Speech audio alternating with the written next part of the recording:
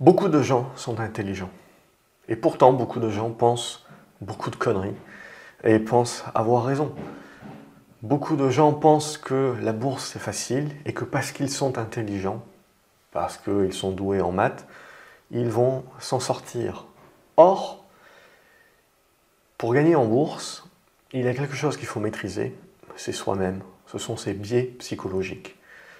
Et donc, ça explique pourquoi 90% des investisseurs perdent en bourse.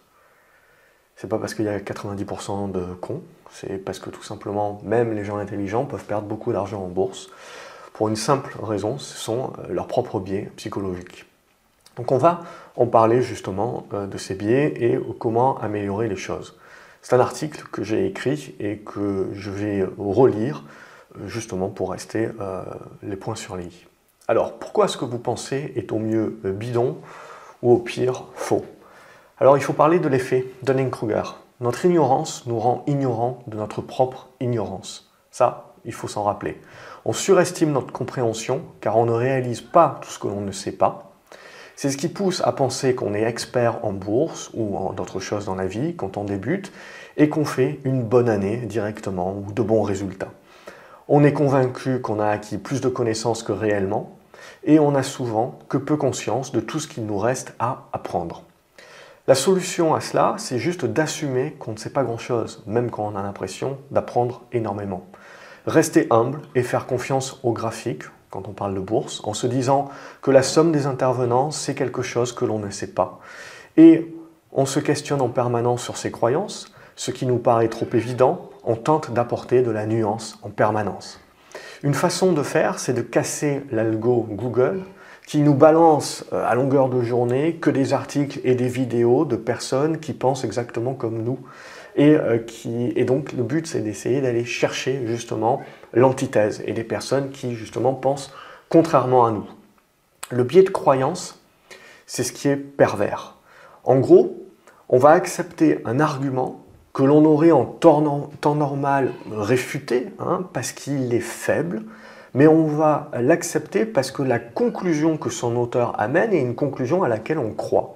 Et donc on va s'accaparer cet argument-là et le considérer comme fort dorénavant parce qu'il permet d'étayer la même conclusion que l'on valide également.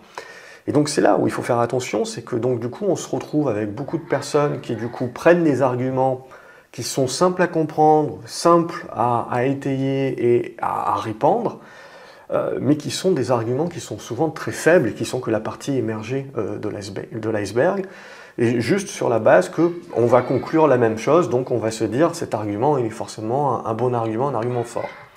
Alors je vous passe tous les graphiques qui comparent des pommes et des poires, mais parce qu'ils concluent que tout va mal, sont validés par tout le monde qui croit que tout va mal, que ces graphiques sont de la désinformation, et souvent des circonstances. Donc on mélange cause et causalité, on va y revenir. Beaucoup de gens se biaisent en cherchant les arguments qui corroborent ce qu'ils pensent, alors qu'il faudrait ne rien penser à la base et partir des arguments pour tendre vers la conclusion et non l'inverse. On va y revenir justement sur cette partie de pourquoi on pense conclusion avant de penser argumentation et ensuite de conclure. Alors, on en arrive à un autre biais psychologique qui est le principe du moindre effort. Les gens ne creusent pas le sujet.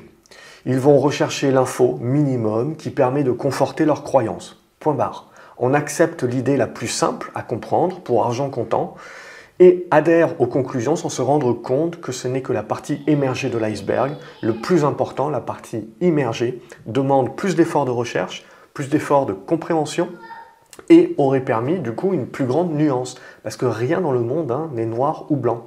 Il y a toujours une nuance. Mais ce qui va faire cliquer, ce qui va amener les gens à porter de l'attention à quelque chose, c'est quand justement, quand les gens vont dire c'est tout blanc ou c'est tout noir, sans nuance du tout. Et malheureusement, tout ce qui est algo Google, on sait très bien que c'est comme ça que fonctionne l'attention des gens. Et donc à partir de ce moment-là, il y a une relation offre et demande.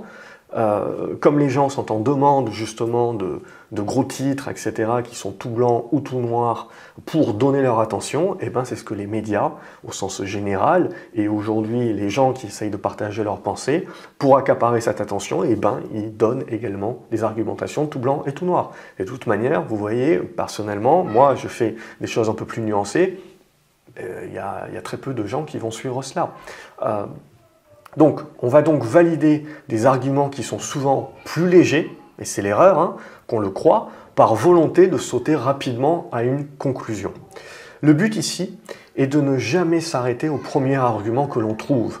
S'il est simple, largement répandu et facilement répandable, c'est-à-dire qu'il est compréhensible de tous, et que donc en gros, on se dit c'est évident, c'est justement qu'il y a une grosse possibilité que ce ne soit que la partie émergée de l'iceberg. Et donc les gens qui veulent vous faire croire quelque chose vont utiliser cet argument-là parce qu'ils savent très bien qu'il est facile à comprendre et que tout le monde va se dire oui, c'est logique.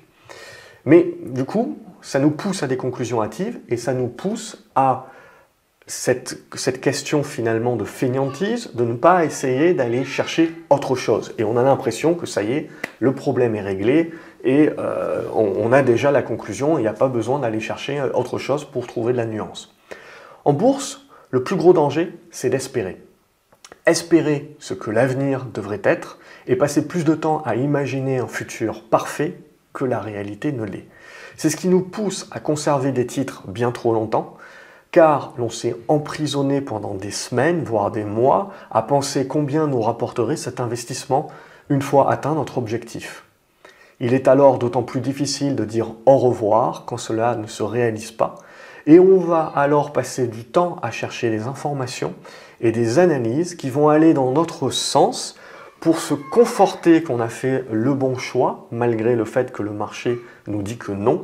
Et en règle générale, ça va nous pousser à renforcer notre position, à la moyenner à la baisse, et donc ça ne va faire que renforcer notre biais psychologique et notre incapacité de sortir de cette position parce que ça serait trop dommageable pour notre ego puisque ça serait revenir et réfuter toutes les décisions d'accumulation que l'on a prises au fur et à mesure. Et donc au fur et à mesure, on s'est encore plus enchaîné à cette décision-là et revenir en arrière, c'est fracassant pour l'ego.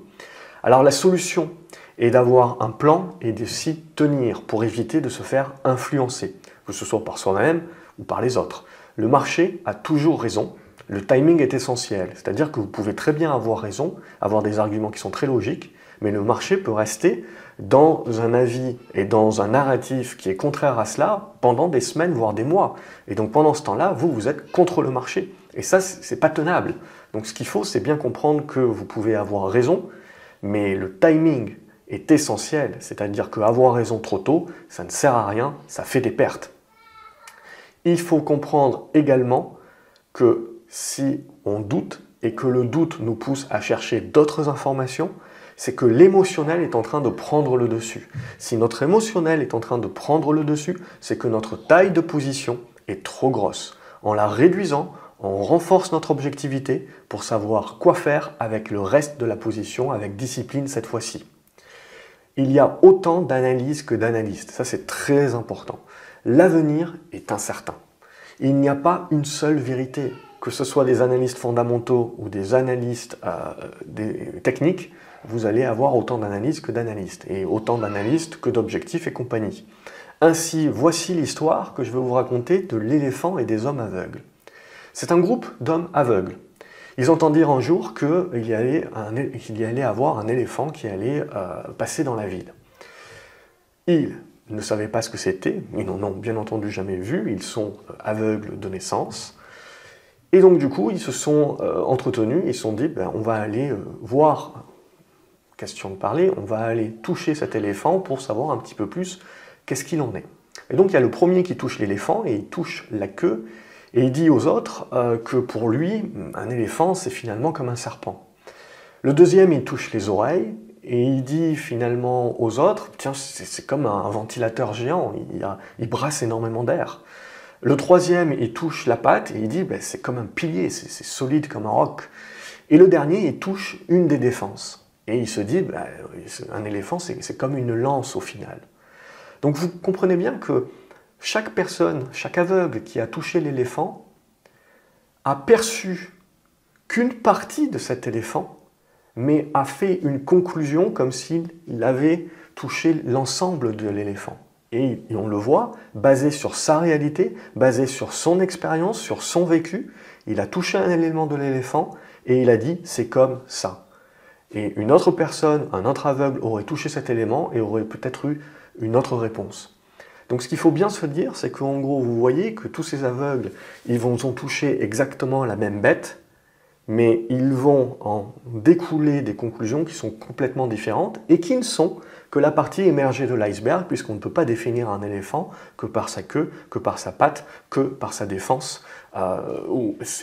Donc on comprend bien, si vous voulez, ici, dans cette simple histoire, toute la quintessence et la complexité de la chose et toute l'humilité qu'il faut avoir en permanence, parce que quand on pense savoir quelque chose, il faut se dire que peut-être que l'on ne touche que du doigt que la partie émergée des choses. En gros, il n'y a pas le choix. Il faut multiplier les sources et dans ces choix se dire qu'il y a une part d'incertitude, d'un élément qu'on n'a pas pu toucher du doigt. Et parce qu'il y a cette part d'incertitude, il faut toujours s'attendre à l'inattendu, et parce qu'il faut toujours s'attendre à l'inattendu, eh bien, il faut s'y préparer. Il faut avoir donc différents scénarios et il faut avoir des plans. C'est-à-dire que s'il se passe ça, je vais faire ça. S'il se passe ça, je dois faire ça. Et il faut s'y tenir avec discipline. C'est la seule façon d'éviter de gagner beaucoup d'argent en bourse et puis de le reperdre. Parce que justement, à un moment donné, le marché sera contre vous. Et on vous fera toute la différence entre un bon investisseur, non pas dans sa capacité à gagner dans un marché haussier, mais dans sa capacité à moins perdre ou à perdre très peu, voire pas du tout, dans un marché baissier. C'est-à-dire qu'il a la capacité d'accepter d'avoir tort très rapidement et d'éviter de faire les grosses erreurs. Charlie Munger y revient très souvent. Pour gagner en bourse, en fait, il faut faire finalement très peu de bonnes décisions, prendre très peu de bonnes décisions, mais surtout, il faut éviter les grosses erreurs. Ce sont elles qui vont handicaper la performance. Donc, également, il faut éviter de mélanger cause et causalité. Et ça, c'est fait énormément, qui plus est, sur les médias sociaux. Par fainéantise, comme je vous l'ai dit, par envie de sauter à la conclusion de manière hâtive. On réduit souvent, par manque d'effort, nos conclusions à un champ étroit de causes. On simplifie en pensant que ce qui arrive n'est que le fruit d'un élément seul ou deux, mais les choses arrivent souvent pour différentes causes et qui s'entremêlent ensemble et donnent à ce moment-là la conséquence. De la même manière qu'un avion ne va se crasher que pour un ensemble de causes qui, réalisées ensemble, causent le crash, mais prises individuellement, ces causes n'auraient pas causé le crash. En bourse, c'est la même chose. Cela facilite les choses à notre ego de penser que les choses sont simples et se réalisent pour une ou deux raisons. Mais la réalité, c'est que le monde est très complexe, fait de multitudes de liens mélangés, causes et causalités, est extrêmement dangereux. Il est important de s'autoriser à penser qu'il y a toujours plus de causes que l'on veut bien le croire. Quand je partage de nombreuses analyses, je reçois souvent des critiques. Ça fait partie du jeu, il faut l'accepter. Sinon, on ne partage pas son travail. Mais le plus intéressant, c'est que ceux qui émettent les critiques sont souvent très forts pour apporter des arguments contraires à la thèse élaborée, mais font preuve d'une fainéantise dans l'incapacité de critiquer leurs propres arguments. Ils ne recherchent même pas à trouver une critique potentielle à leur conclusion. Leur conclusion, c'est leur réalité, c'est la vérité, et il n'y a pas de remise en question.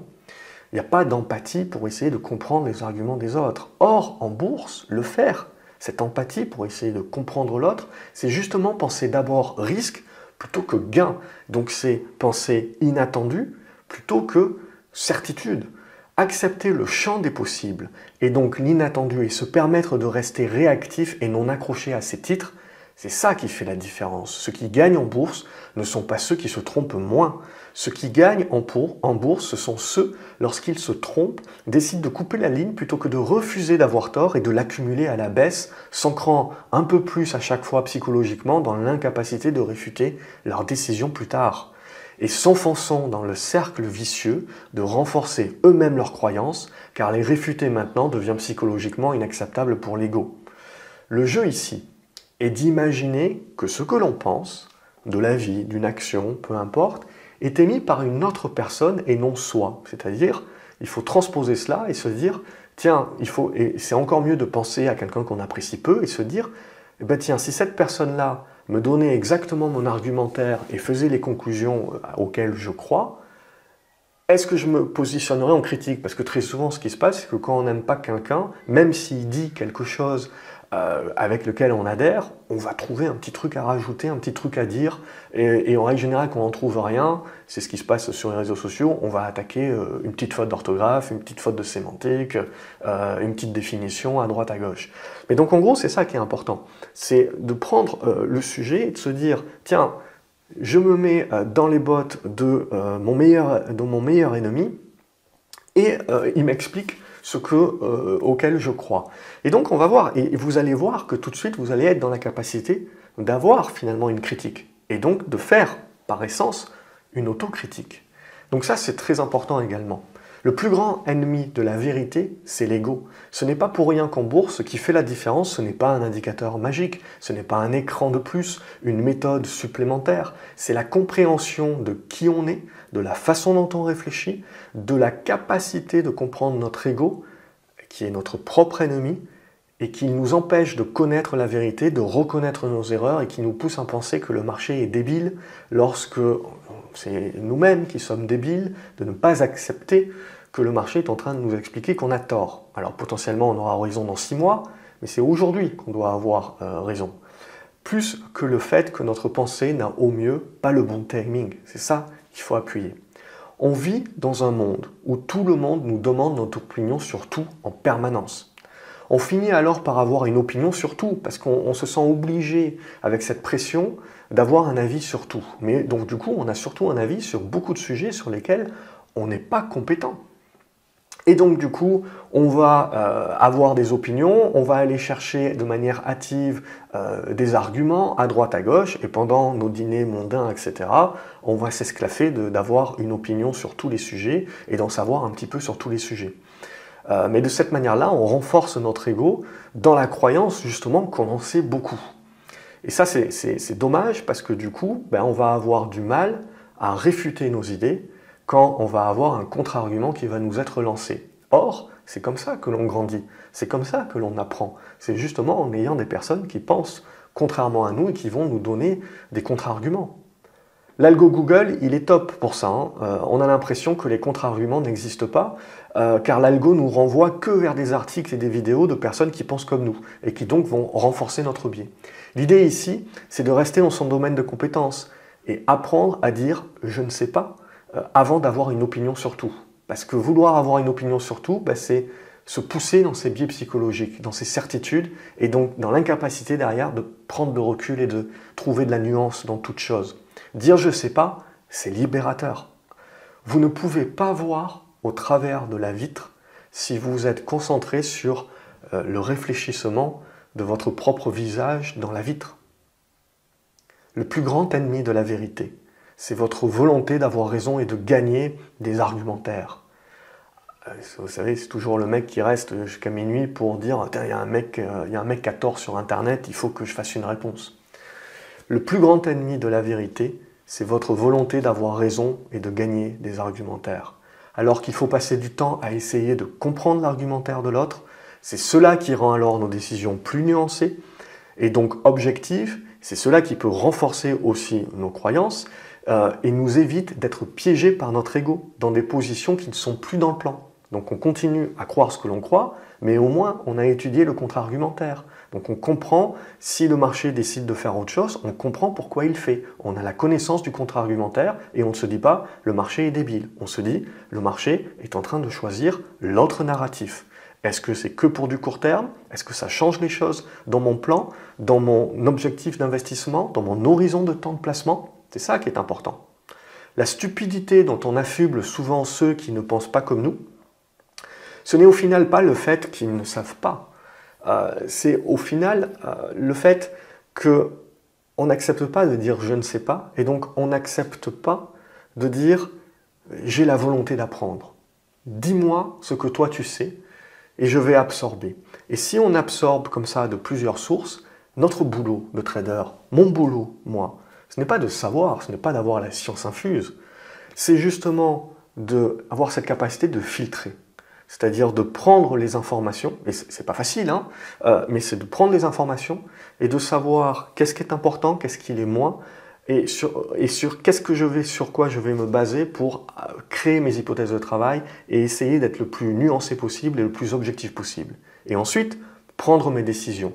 Mais de cette manière-là, rester toujours très réactif parce que je connais le contre-narratif, je connais le contre-argument. Et donc je suis dans la capacité, quand le marché m'explique qu'il est en train de jouer le contre-narratif de ce que j'ai joué à la base, eh bien de savoir accepter de prendre mes pertes très rapidement ou de conserver en me disant ce narratif-là, il va être utilisé sur du court terme. Mais j'ai mon plan. C'est-à-dire qu'à un moment donné, j'ai mes garde-fous. Le plan, les tailles de position, ce sont des garde-fous.